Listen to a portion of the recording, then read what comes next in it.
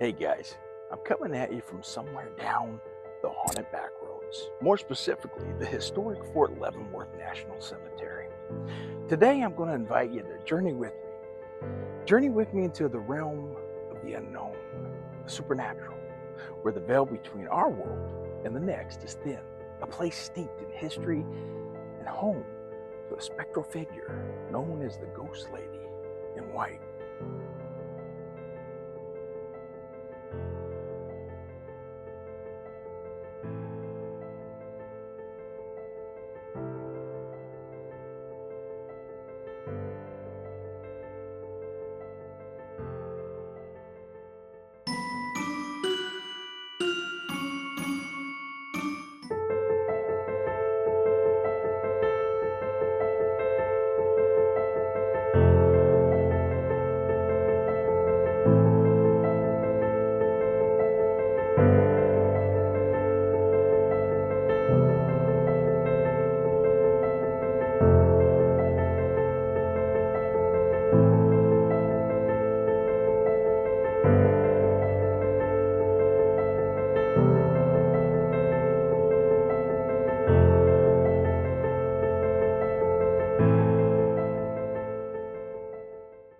The Fort Leavenworth National Cemetery, established in 1862, is considered one of the most haunted military sites in the U.S.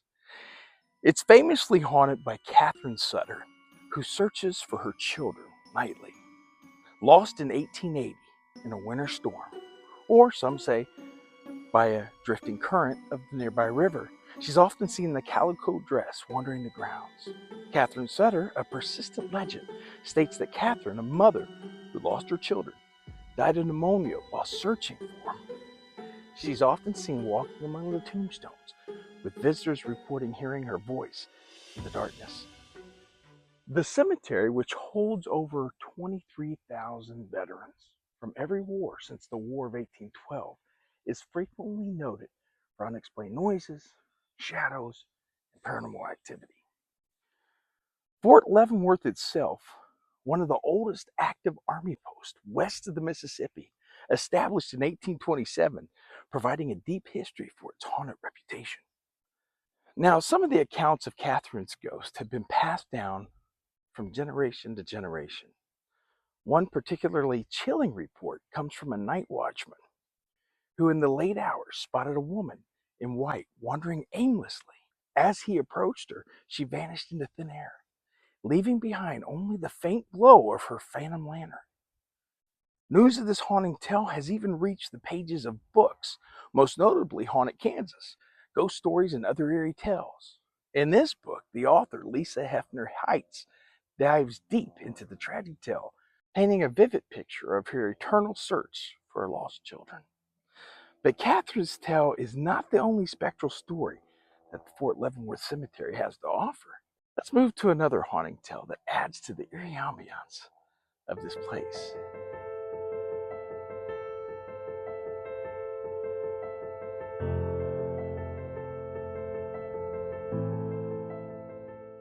As I stand here in this graveyard, the hallowed ground of Fort Leavenworth, a chill runs down my spine.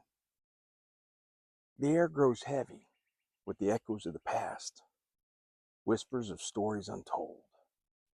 I'm here today to share with you the haunting history of the German POWs, executed here during the 1940s. In the gloom of World War II, Fort Leavenworth, one of the oldest active military posts in America, became host to German prisoners of war. A total of 14 were convicted of murder, and 8 of them met their end right here on this very soil. The crimes they committed, the lives they took, were of their fellow prisoners, a dark chapter in the annals of the historic fort. Let's cast our minds back to the 1940s. So picture the fort, Fort Leavenworth, a place of discipline and order, but also fear and loathing. The German POWs, stripped of their freedom, living in the shadow of their actions, began to turn on each other. Some were executed for being traitors, others for violating the Nazi code of conduct. Old newspapers from that time recount the grisly tales A Kansas City Star article from 1945 detailed the chilling case of POW Johann Kuntz, bludgeoned to death by his comrades for allegedly betraying their cause. The perpetrators were subsequently tried and convicted of murder. Their execution, a grim spectacle. It took place right here at Fort Leavenworth. Now let's jump into the eerie aftermath. The restless spirits of those executed prisoners are said to haunt this historic site. Eyewitness accounts describe a spectral parade of soldiers in World War II German uniforms seen marching along the old prison walls. Others report disembodied whispers in German, echoing through the chilly corridors of the fort. One specific account is notably chilling. An officer working late one night in the old prison building heard the distinct sound of boots marching down the hallway. Upon investigation, he found the corridor empty. The marching sounds, however, well, they continued. They continued growing louder and closer until they seemed to pass right by him and then fade away. But perhaps the most spine-tingling tale is that of the headstone marked only with the number 8. Legend has it it's the gravesite of the 8th executed German soldier. Witnesses claim to have seen a shadowy figure kneeling in front of the headstone, only to vanish when approached. It's said that he returns each night, eternally mourning his own demise. The accounts are numerous here, the stories chilling, and all point to the same conclusion. The spirits of the executed POWs are still here, trapped in a circle of regret and retribution.